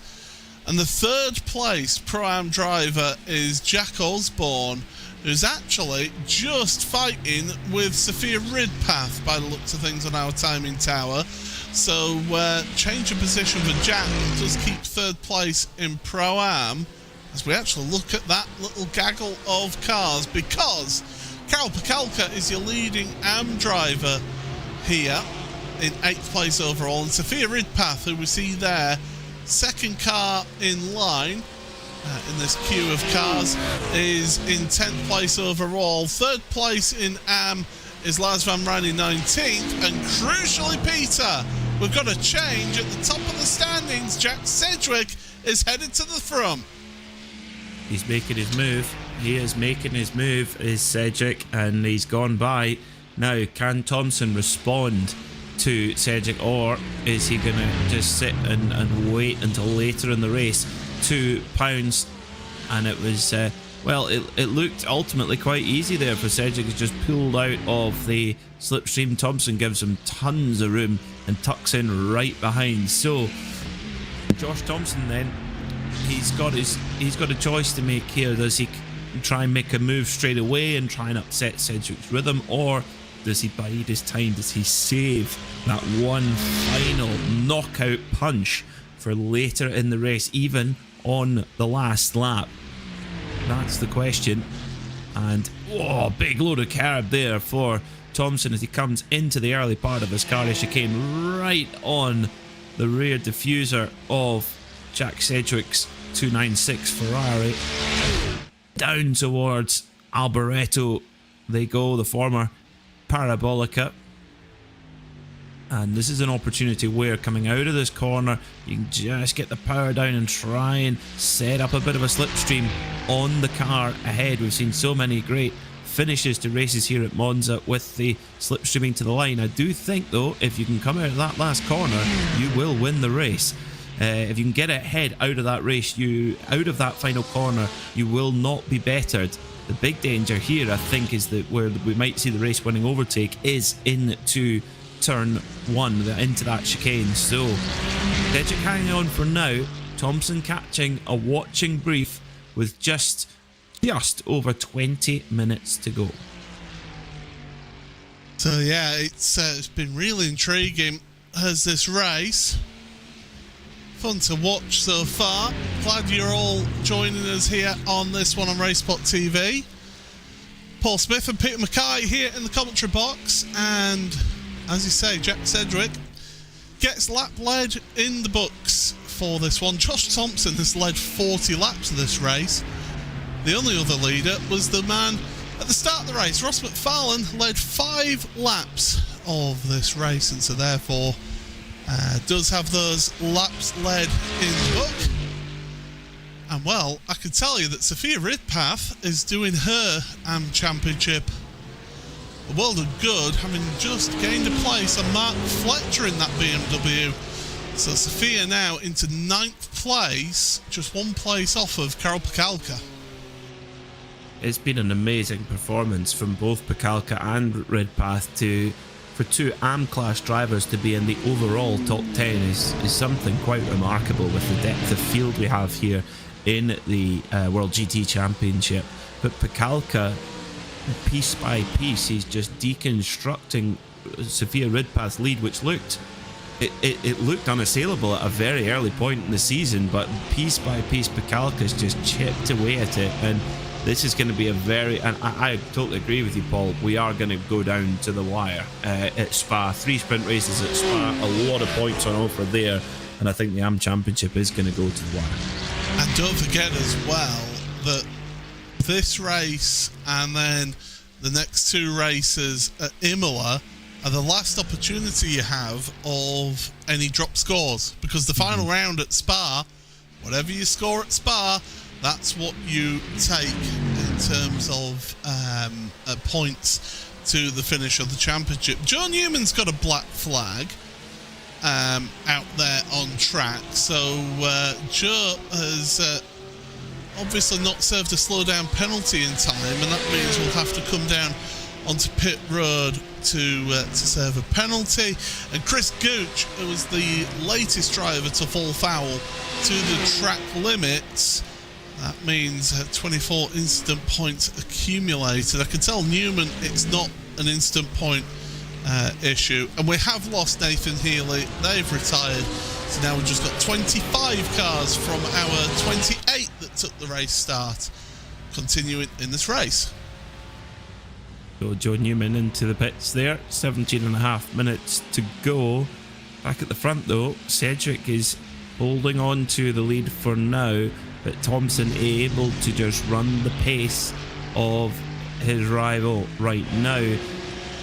Mentioning it there, Paul, that I think if you get out of that last corner ahead, you cannot be caught to the line. It's too short a run to the line now.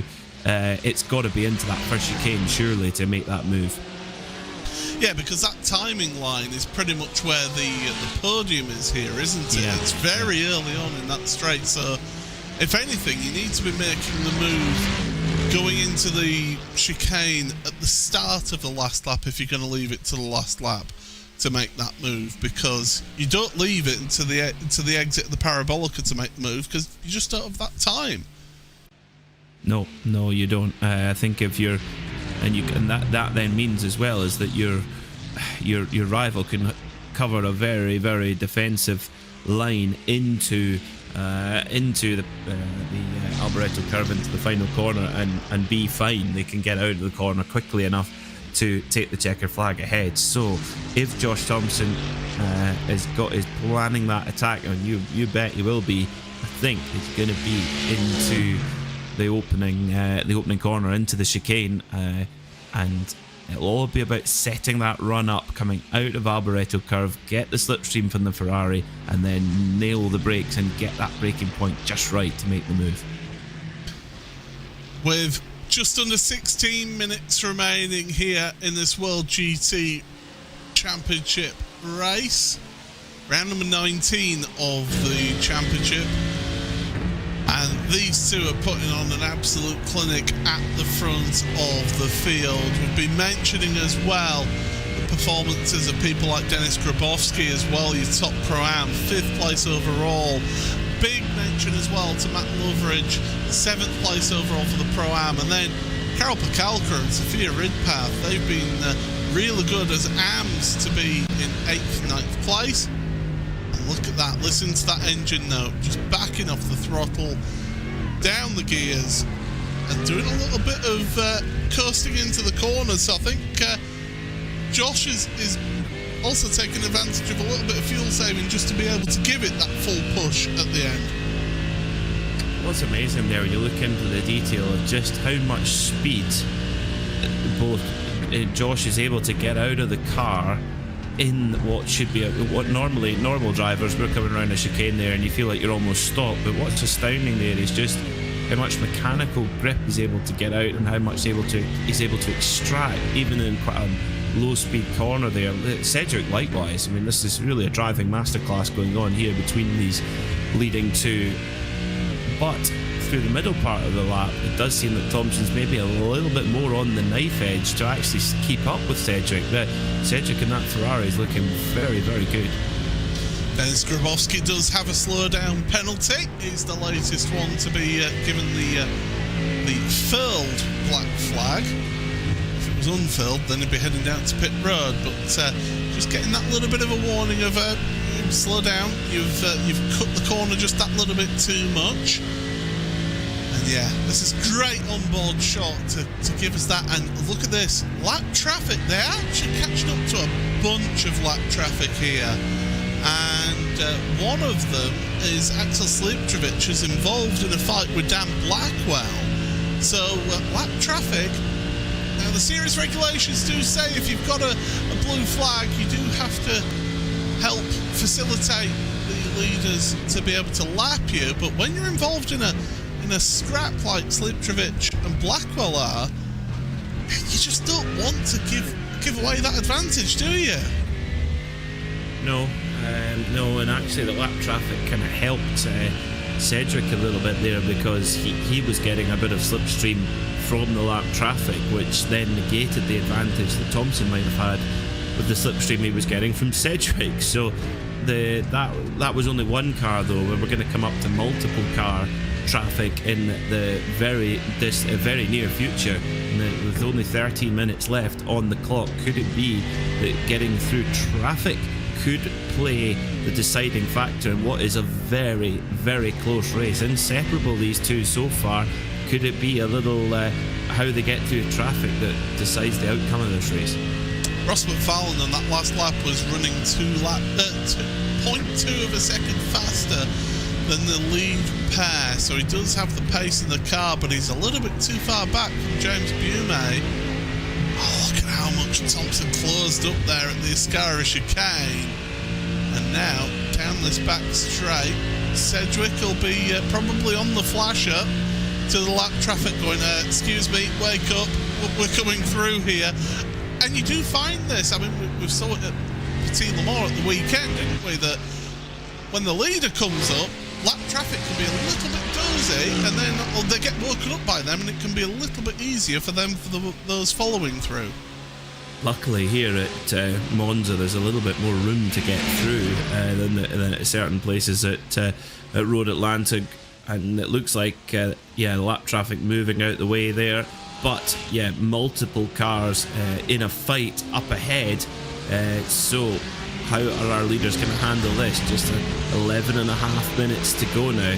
Tell you what, the way that Ferrari fairly boogies out the corner when that turbo comes in is really, really good. The way that it accelerates out the slow corners. Looks to be quite good on the brakes as well, Paul. Quite stable on the brakes. Yeah, it does look a really good all-round package, does that. Ferrari.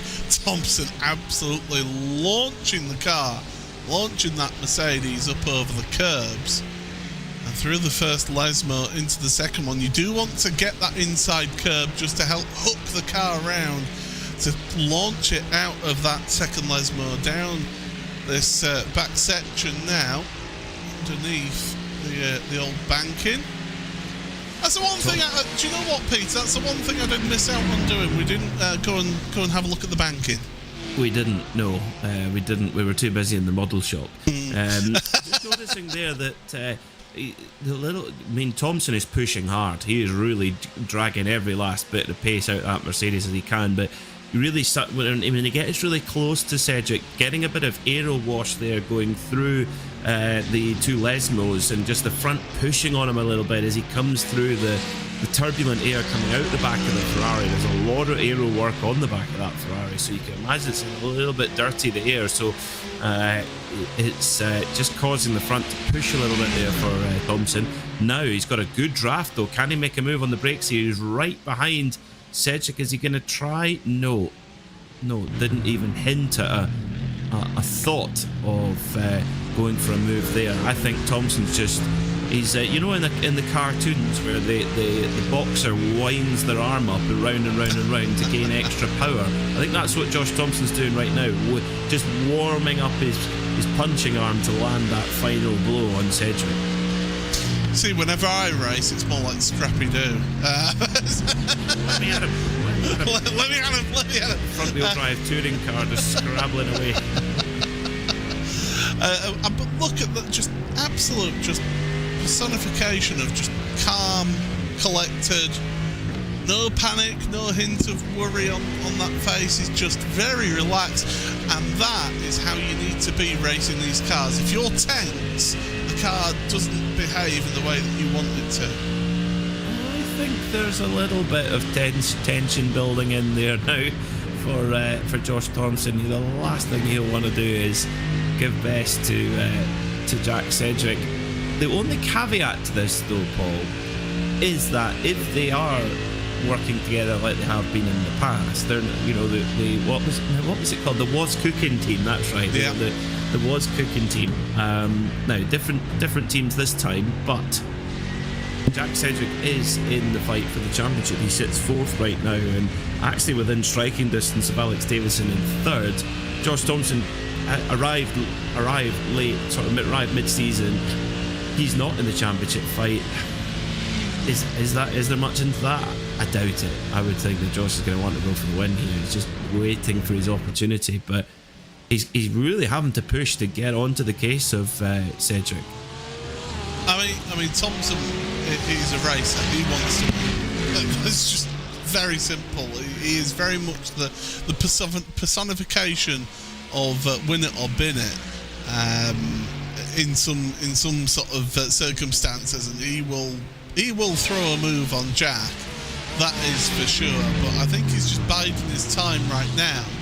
I reckon we've got about 4.5 laps to go here, because when they hit the 10-minute mark, they were crossing the line, which would have put it at about 6 laps remaining in this race. So they might be getting that extra lap out of just the sheer pace that they've been pushing. In the last lap alone, the 47.5 between them. James Bume 48.2.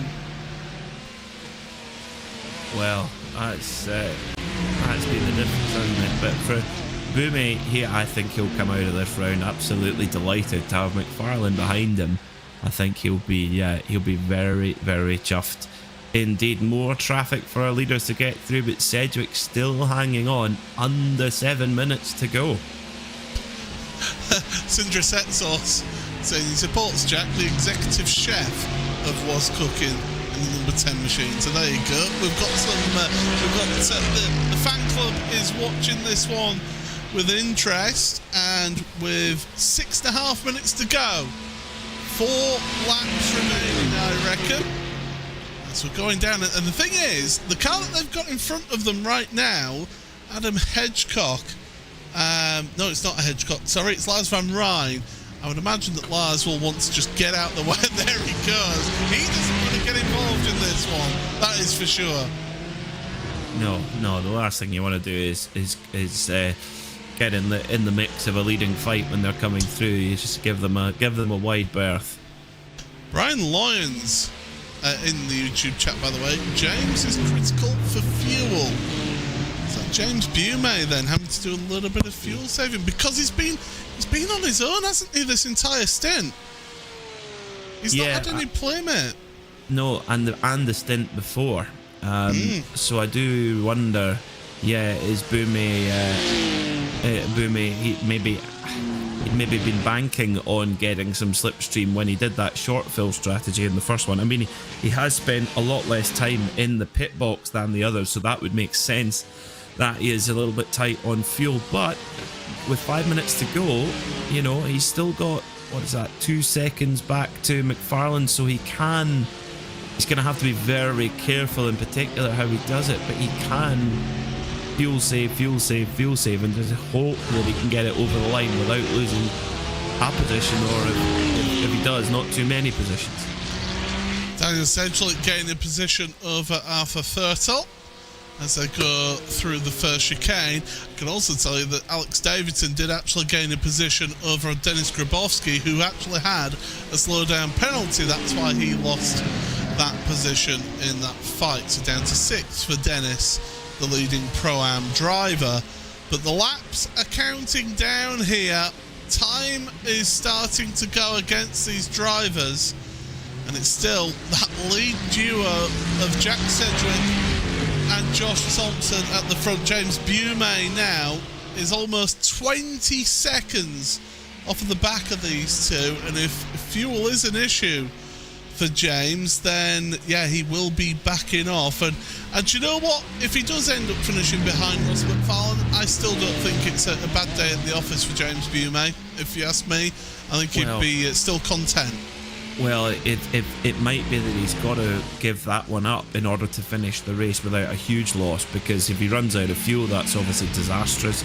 Or if he has to pit and then lose another load of places, that's disastrous. So he might well have to give best to McFarlane here, and then he has another 6 seconds back to Davison, so he might well have to give it to McFarlane, but certainly looking good for 4th place at least. Jack Osborne is having to pit. We did think that he was a little bit early. He pitted with 42 minutes to go, and well, he's having to pit for a splash and dash here is Jack, so that is a splash and dash for him. He'll come back out, but that does drop him down now to 16th place. He was up on the edge of the top 10, so not being the best way to finish that one off on strategy. But as we're coming to the line, it should be 2 to go here, Peter. If Josh is going to start making moves, he's going to start showing a nose here, isn't he? Yep, you just got to be careful not to go too early and then potentially get repassed. But Cedric going to the defensive line, he's going to make Thompson go as long the way around as possible, so Cedric hangs on to it for now. So Thompson knowing around the outside is going to be very, very difficult there as well. So one more big opportunity to go for Thompson to try to get this win. The beauty of this track, of course, though, is that you do have some more slipstreaming spots, and you can make moves into this chicane, the Variante della Oggia. Not so happening right now. If you can get a run out of the 2 Lesmos, you can get a run down towards the Ascari chicane. So not all is lost if you don't get that move done into the first chicane at the Rettifilio as they come through. Lesmo 2 onto the power. Just the noise of that Mercedes engine. Alex Davidson's been the latest one to get a slowdown penalty, but fortunately for him, his gap is big enough to stay ahead of Dennis Grabowski. So the Pro-Am has been very well controlled, it must be said, from Grabowski right now in 6th, and yeah, he has a big lead in the championship. Adam Watson 3rd in Pro-Am but 11th overall, so that'll be another big chunk of points towards Grabowski. Bume still hanging on for now. He's still hanging on to that 3rd place, but McFarlane is now right on his case for 3rd place. Right, the leaders are going to be starting the last lap of their race then. This is the opportunity that Josh Thompson will have down towards the first chicane. Cedric goes defensive very early into that chicane, late onto the brakes. Thompson hangs it out around the outside of 1. Through 2 though, Cedric should get on the power a little bit sooner, just drags away out of that chicane, but Thompson's still loitering. He's showing his intent to make the move. You can just see, look at the speed of that Mercedes now. He takes the lead here. Cedric right alongside him into the second chicane. They're still neck and neck here, Peter. Fantastic, and you saw Josh Thompson laughing his head off, really enjoying this. Now Cedric's got the inside for both of the Lesmos. Is this the critical point as well? They're giving each other fantastic respect and racing room, and Cedric's got it back again. It seems that Ferrari's got fantastic punch out the corners, but the Mercedes has got the grunt at the top end. Can Cedric hang on with 2 corners to go? If you're going to make the move, you make it into either this one or into the Parabolica. Onto the brakes they go. Now, this is where Thompson has appeared to struggle a little bit. Arthur Thurtle and Joe Newman have drive-through penalties, but it's eyes to the front then. What can Josh Thompson do in towards the curve at Alboreto for the final time in this race? Jack Sedgwick has got the inside line. Thompson's trying to go the long way, trying to get the cut back here. Oh, Sedgwick's parked the car on the apex. Almost contact between the two of them. It's going to be neck and neck at the line. Who's it going to be? It's going to be Thompson. Josh Thompson takes the victory. Oh my goodness, what a drive out of the curve at Alboreto. Look at the smile. I think he's almost surprised by that, Peter. Well, sorry, I had to pause there while I was eating my hat because I said you couldn't possibly not come into the final corner in second and win the race. Well, Josh Thompson's made me look a fool there, and what a move that was. Cedric parked it on the apex. Thompson knew he was going to do that. He got on the power early and got his run just perfect. What a finish. An hour and 45 minutes of racing that comes down to 7 thousandths of a second, and Boumé held on to third. Well, you had to wait a while for that one, but my goodness, that was sensational. Denis Grabowski takes the Pro-Am win in 6th place overall. Karel Pakalka continues the AM Championship charge in that full-tilt V-Sim Sport car and takes victory in AM, 8th place overall in this race. But my goodness, look at this. This is how it was at the line, and it's that grunt of that Mercedes just there at the line. That's what 7 thousandths of a second looks like. Incredible finish between those two. Like I say, Peter, we had to wait a while for that one. It was a slow burner, but my goodness, it paid off. Came down to really a gnat's eyelash, didn't it? Wow, that was so tight. And I just don't know how Josh Thompson was able to set the run up enough. And then a replay here. This is for the podium, of course. Boumé, who was really desperate on fuel there and managed to hold off McFarlane. This is their drag race to the line, and it was Boumé who hung on just. Did Ross run out of fuel? I think he just either that or he came out the throttle knowing it was done. I don't know. Good question. Well, let's take note and let's have a look at how that one finished then. The Team Redline driver of Josh Thompson able to beat out the NX Racing driver of Jack Sedgwick by 7 thousandths of a second between the two of them after an hour and 45 minutes of racing. That is all that could separate the two of them. Incredible drive from them. 18 seconds back was Altitude Esports driver and Pro Championship leader James Boumé.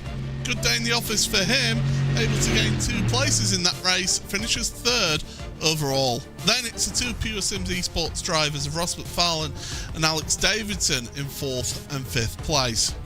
The top of your Pro-Am drivers, the privateer of Denis Grabowski, he wins that one by a good 14 seconds over Matthew Loveridge from Olympus Esports. Really good drive from Matthew, it must be said. We didn't talk about him enough in that race, if you ask me, but he had a great job to finish 7th place. Karel Pakalka for Full Tilt V Sim Sports wins the AM category here, finishing 8th overall, only just ahead of the championship leader and championship leader for Olympus Esports, Sophia Ridpath, in 9th. 10th place for Matt Fletcher.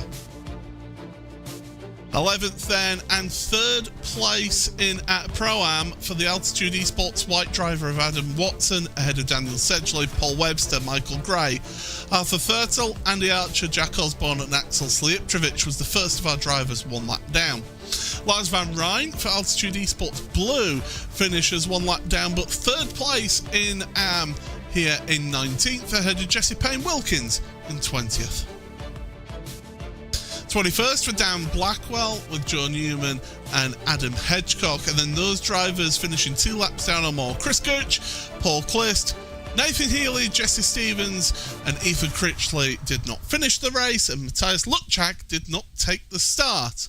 But waiting to speak to us is only just the race winner. Josh Thompson is going to be here with Peter Mackay. Gosh, what a finish that was. One of the greatest we've seen, I think, in World GT Championship history. Talk us through that last lap. Yeah, that last lap was pretty awesome. Like, me and Jack were both saying, we get a bit of reputation sometimes, like sim racing, we're not like clean and stuff like each other. So it was quite nice to prove that you can race side by side for an entire lap nearly. So yeah, it was incredible, like a lot of fun. In that last corner, Jack, he went for the inside, he parked it on the apex. How on earth did you set that run up to get, it's quite a short run to the line. How did you get that run set up to be able to nick him at the line? It was quite an interesting scenario. I was actually just going to commit to the outside. I thought if I do that, go in really deep and see what happens. Then I saw Jack went in as deep on the brake, so I was like, okay, we'll try and switch it back. Through the race, we both noticed that like whoever was following for most of the stint would have better front tyres. So in the first instance, Jack had a lot better tyres in the high speed, for instance, so I had that at the end of the race, so played that to my advantage. Got the car to turn in really nice where he was struggling at the end, and then lucky enough the Merc has the power over the Ferrari on the mid-range, so just managed to get him to the line. He said he should have covered it, which I was surprised. I was like, do not put me in the pit wall on the way to the line, but yeah, overall it was absolutely epic. It was. I totally agree with that, Josh. It was fantastic racing to watch. Great racing, respect, hard racing, and let's see some more again next week, please. Yeah, we'll do. Let's see. Cheers. Thank you. Well, we do want to hear from our pro championship leader, but he's currently got his muted up here, so we'll just fill just a minute or so here, Peter. But always good to hear that insight from a race winner in an event like this. Yeah, fantastic to get a word from Josh and hear from the drivers what actually happened. We saw it on screen, but you hear what it was like from behind the wheel. You were right on the fuel with Ross McFarlane, Paul. He said, do you know what's good for, this is in the virtual paddock, do you know what's really good to have an endurance race? Fuel. Started with 52 litres rather than 72. Well, let's hear from Pro Championship leader then and 3rd place in this race. James Buemate is here with Peter Mackay. Hello, James, hello. Once again, absolutely maximising the package, a podium finish. You must be delighted with that. I'll tell you what, going into this, really didn't expect it at all. It was because we knew that the Porsche was going to be down on power here. And it's not as responsive on the front end as in the chicanes as the BMW with the Mercs, and it hasn't got the grunt, obviously. And we had some I guess you could say lower expectations about how we'd do today, but I'm really glad that I managed to maximise that as well. But yeah, it was a tight end. It was a really tight end there.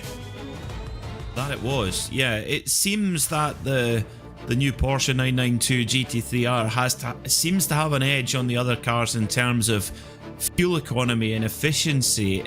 Was that all part of your preparation then, knowing that was your kind of one ace card in the hand? Yeah, I'm typically pretty good at fuel saving in these particular events. You see, like us winning and I think me teaching people in my team how to do it in the Spa 24 hours, which really helped us out as well. Those sort of events, sort of go to show how, I guess, good at fuel saving we are. And I was really surprised to see how much Ross was fuel saving compared to us today. But I also think the tyre strategy worked out in our favour as well to some extent. But But yeah, like it was very, very tight. It was very tight in the end, even with tyres as well. Well, you got it. You got it done. 2 races to go, or 2 rounds to go. How are the nerves right now? Because you've not been in this position before for the overall championship. You build up a good lead. How are you feeling? I must admit, going this far into the season, I didn't really expect to be in this particular position, I think, as well. And I think, you know, this round has given me a lot of encouragement to go to the end, really. We've got 2 rounds left at Imola and Spa, and I know myself and the team are going to be working pretty hard to not only try and go for the Drivers' Championship, but also the Teams' Championship as well, because I think we're still in close contention with Pure Sims, from what I last saw as well before this event. But yeah, this event's given me a lot of confidence going forward that I can take it to the title, I think. So yeah, and just wanted to say as well, thank you so much to all the team who have supported me up to this point. Mark has been amazing for me. Axel with all the setup help today to prepare us for this event, and also to our sponsors, 3M, Sim Stickers, Finding Speed, Grumpy Dad Designs, and Mr. Hedge Photography as well. I cannot understate how important all the cogs in the system are in this team. So I want to say thank you to everyone. Well, James, thank you so much for coming in to join us. Great performance today, and good luck for the next round and indeed the rest of the season. Thank you very much, and see you guys at Imola. Incredible round. Well, I tell you what, Peter, how do we sum this one up? It was, I think I did say it was a slow burner, but my goodness, what a way to finish on a crescendo. Well, it was an exhibition at the front, wasn't it? You know, Jack Cedric, he's still within a mathematical chance of the championship. He could have done with that win, I think. But that was just fantastic motor racing. George Thompson made a great point there. Sim racers sometimes get a hard rap, and that's true. But he says, you know, we proved there that we can race clean and hard and race side by side, and that's exactly what we saw, and it was highly entertaining. But to close, for me, James Boomey once again continues what's been one of the best seasons I've seen put together in World GT Championship in my time in the championship. He has maximised every single race and got the very best out of the package. Roll on Imola next week. Yeah, absolutely. If you enjoyed that one, then head on over to next week's coverage, because we will be here for Imola for 2 of our feature rounds with the reverse grid draw. Don't forget for that, so make sure you join us next week for all of that action. But what a way to sign off the season of endurance races here in the World GT Championship. One of the closest finishes ever that the championship has seen, from Paul Smith, from Peter Mackay, Hugo Lewis and the whole team at RaceSpotTV. It's goodbye for now.